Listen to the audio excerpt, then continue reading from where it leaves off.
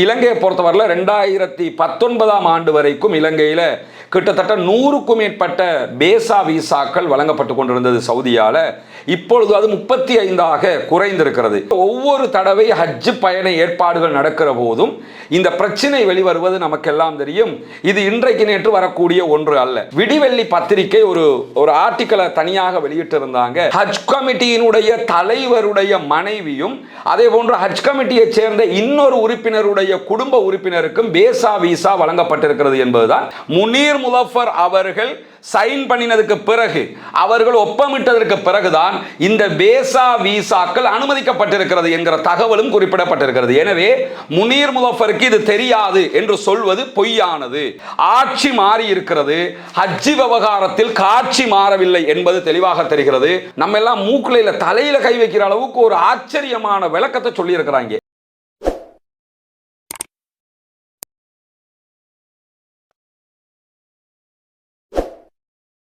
அன்பிற்கினிய சகோதர சகோதரிகளே, நம் அனைவர் மீதும் ஏக இறைவனுடைய அமைதியும் கருணையும் உண்டாகட்டுமாக என்கிற உயரிய பிரார்த்தனைகளோடு புனிதமிக்க ஹஜ் பெருநாள நம் அத்தனை பேரும் நெருங்கி கொண்டிருக்கிறோம். உதுகியா கடமைகளுக்குரிய ஏற்பாடுகள் நடைபெற்று கொண்டிருக்கிறது.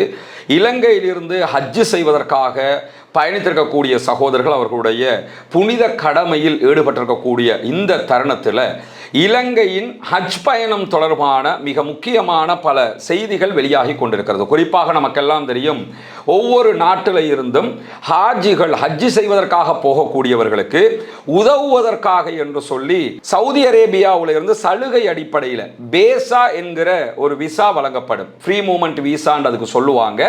இலங்கையை பொறுத்தவரையில் 2019ஆம் ஆண்டு வரைக்கும் இலங்கையில் கிட்டத்தட்ட 100க்கும் மேற்பட்ட பேசா விசாக்கள் வழங்கப்பட்டு கொண்டிருந்தது சவுதியால. இப்பொழுது அது 35ஆக குறைந்திருக்கிறது. குறைஞ்சதுக்கான காரணங்கள் எல்லாம் பல விடுத்தங்கள் பேசப்பட்ட காரணங்கள் தான்.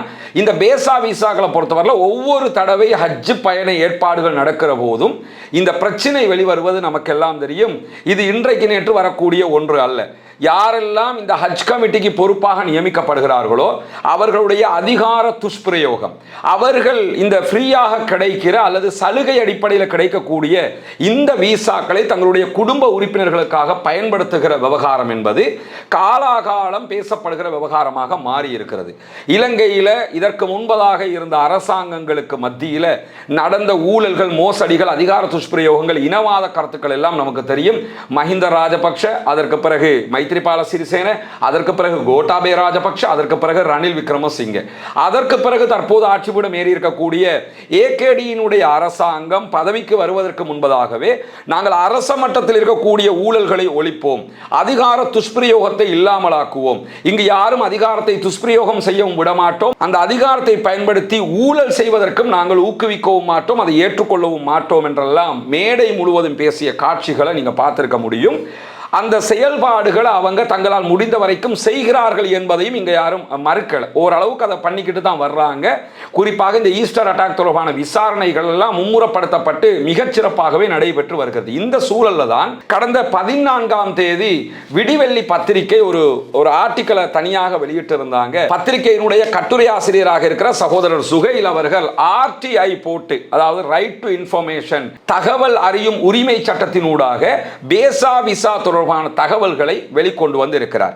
இந்த பேசா விசா தொடர்பாக ஹஜ் குழு, ஹஜ்ஜுக்கு ஆட்களை எடுத்துக்கொண்டு செல்லக்கூடிய குழுவை சேர்ந்தவர்கள் பல பேரும் தங்களுடைய ஆதங்கங்களை வெளிப்படுத்தி கொண்டே இருந்தார்கள். காரணம் என்னன்னா, 35 பேசா விசா கொடுக்கப்பட்டிருக்குது. இதுல ஹஜ் கமிட்டியினுடைய தலைவருடைய மனைவியும் அதே போன்று ஹஜ் கமிட்டியை சேர்ந்த இன்னொரு உறுப்பினருடைய குடும்ப உறுப்பினருக்கும் பேசா விசா வழங்கப்பட்டிருக்கிறது என்பதுதான் அவர்கள் முன்வைத்திருந்த குற்றச்சாட்டு. இந்த விமர்சனத்துக்குரிய பதில் அறிக்கை ஹஜ் கமிட்டியினுடைய தலைவராக செயல்படக்கூடிய ரியாஸ் மிஹலார் அவர்களினாலும் வெளியிடப்பட்டிருந்தது. அதில் அவர் என்ன சொன்னார்னா, 35 பேசா விசா வந்திருக்குது. இந்த 35 பேசா விசாக்கள்ல 18 விசாக்களை முனஸ்ஸம்களுக்கு நாங்க கொடுத்துட்டோம். அது அல்லாத மீதி விசாக்களை உத்தியோகபூர்வ கடமைகளுக்காகவும் அமைச்சினுடைய கொள்கை முடிவுக்கு இணங்கவும் பகிர்ந்து கொடுத்திருக்கிறோம் அப்படின்னாரு. இந்த இடத்துல நல்லா கவனிச்சுக்கிறங்க. அமைச்சினுடைய கொள்கை முடிவுக்கு இணங்கவும் என்கிற ஒரு வார்த்தையை பயன்படுத்தி இருக்கிறாங்க.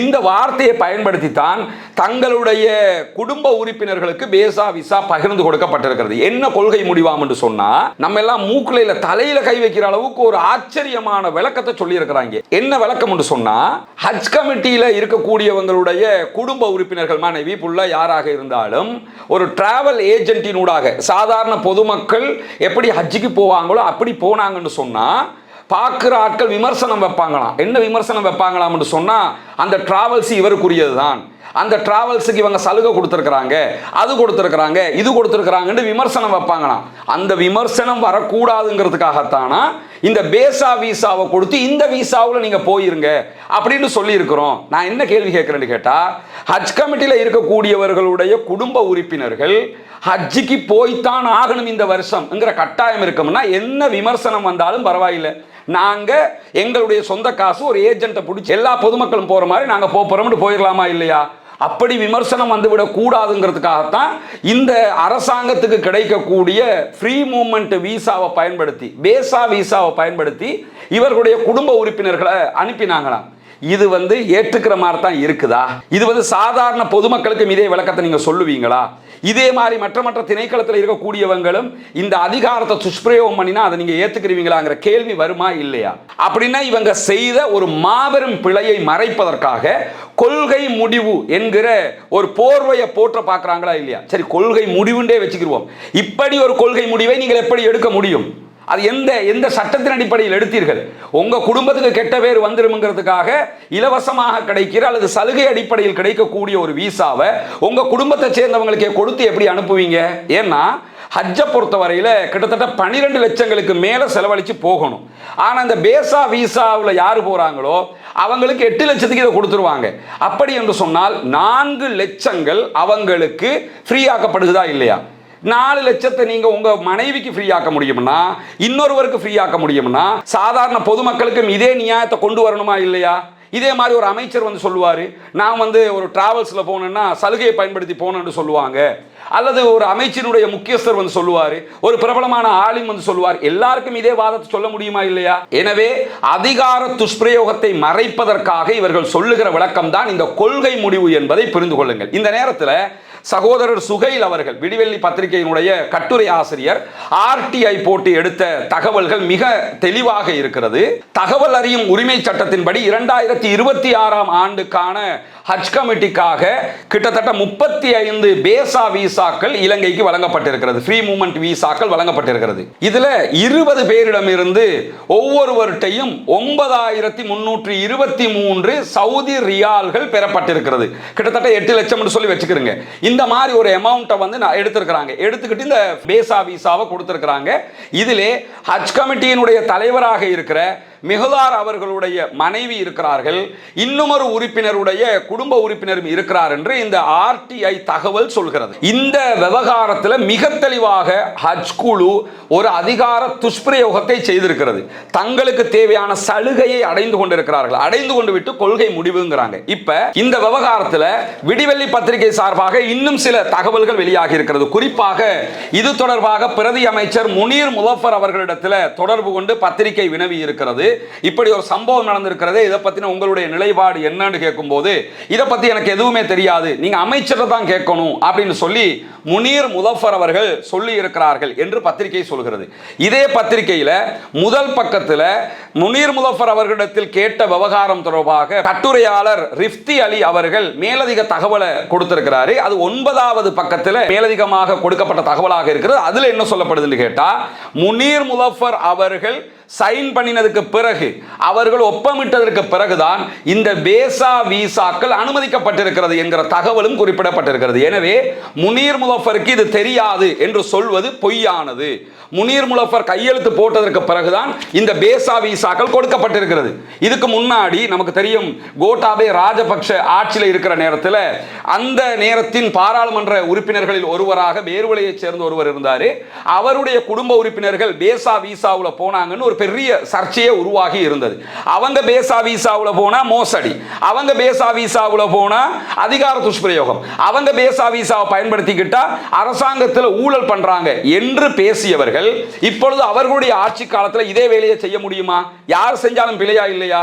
இது தொடர்பாக கடந்த வாரம் அமைச்சரவை முடிவுகளை அறிவிக்கக்கூடிய பத்திரிகையாளர் மாநாட்டில் பத்திரிகையாளர் அவர்கள் பேசா விசாவில் ஒரு மோசடி நடந்திருக்குன்னு செய்திகள் எல்லாம் வருகுது, அதை பத்தி உங்களுக்கு தெரியுமா என்று சொல்லி கேட்டிருந்தாங்க. அப்பொழுது அமைச்சர் விஜித ஹேரத் அவர்கள் வந்திருந்தார்கள். அவர் எனக்கு இதை பத்தி இன்னும் தெரியல, ஆனா இதை பத்தி நாங்க என்னன்னு சொல்லி ஒரு விசாரணை நடத்துறோம்னு சொன்னாரு. அப்படி ஒரு விசாரணை நடத்துறாங்களா இல்லையாங்கிறதுலாம் நமக்கு இதுவரைக்கும் தெரிய வரல. ஆனா அவர் சொன்ன பதில் இப்படியான ஒரு பதிலாகத்தான் இருந்தது. எது எப்படி போனாலும் ஆட்சி மாறி இருக்கிறது, ஹஜ்ஜி விவகாரத்தில் காட்சி மாறவில்லை என்பது தெளிவாக தெரிகிறது. முனீர் முலஃபர் அவர்களுக்கு தெரிந்துதான் இந்த பேசா விசா விவகாரம் நடந்திருக்கிறது. எனக்கு இருக்கக்கூடிய ஒரே கேள்வி என்னன்னு கேட்டா, ஹஜ்ஜி என்பது வசதி படைத்தவர்கள் செய்ய வேண்டிய ஒரு கடமை. உடல் தகுதி இருக்க வேண்டும், பண பலம் இருக்க வேண்டும். இதெல்லாம் இருந்தா தான் ஹஜ்ஜி செய்யணும், இல்லைன்னா செய்யக்கூடாது. உங்களுக்கு 12 லட்சத்துக்கு மேல கொடுத்து ஹஜ்ஜிக்கு போக முடியலன்னா உங்களுக்கு ஹஜ்ஜி கடமை இல்லைன்னு அர்த்தம். ஹஜ் கமிட்டியினுடைய தலைவருடைய மனைவிக்கு பணம் இல்லைன்னா போகாம இருந்திருக்கணும். அதே மாதிரி அடுத்த உறுப்பினருடைய குடும்பத்தை சேர்ந்தவருக்கு பணம் இல்லைன்னு சொன்னா போகாம இருந்திருக்கணும். அதுக்காக பேசா விசாவை பயன்படுத்தி எப்படி போவீங்கங்கிற கேள்வி நியாயமானதா இல்லையா? எனவே இந்த மாதிரியான அதிகார துஷ்பிரயோகங்கள் இந்த ஆட்சியிலும் தொடர்கிறது என்பது கவலைக்குரிய ஒன்றாக இருக்கிறது. அதிலும் மற்ற எல்லா டிபார்ட்மெண்ட்டும் கரெக்டா இருக்குது, இந்த டிபார்ட்மெண்ட்டை பத்தி மட்டும் இப்படியான செய்திகள் வருவது என்பது என்னைக்கு நிக்க போகுதுங்கிற கேள்வி இருக்குது. எதை எடுத்தாலும் இந்த கொஸ்டின் வந்துகிட்டே இருக்குது. ஏன் இது சரி செய்யப்பட முடியவில்லை, இவர்கள் வந்ததற்கு பிறகும் இதே தொடர்கிறது என்கிற ஆதங்கம் வருமா இல்லையா? எனவே தகவல் அறியும் உரிமை சட்டம் மூலமாக பத்திரிகையாளர் சுகைல் அவர்களால் கேட்கப்பட்டு திணைக்களம் வழங்கிய தகவல்களை வைத்துத்தான் இந்த ஆர்டிகல் வெளியிடப்பட்டிருக்கிறது. அரசு தரப்பு இதற்கான நியாயத்தை வழங்க வேண்டும், இது தொடர்பான அறிவிப்புகளை செய்ய வேண்டும். இந்த மோசடிகள் இனியும் நடக்காமல் தடுப்பதோடு இந்த மோசடியில் ஈடுபட்டவர்களுக்கு உரிய நடவடிக்கையும் எடுக்க வேண்டும் என்பதுதான் இந்த இடத்துல நம்ம முன்வைக்க வேண்டிய முக்கியமான கோரிக்கையாக இருக்கிறது.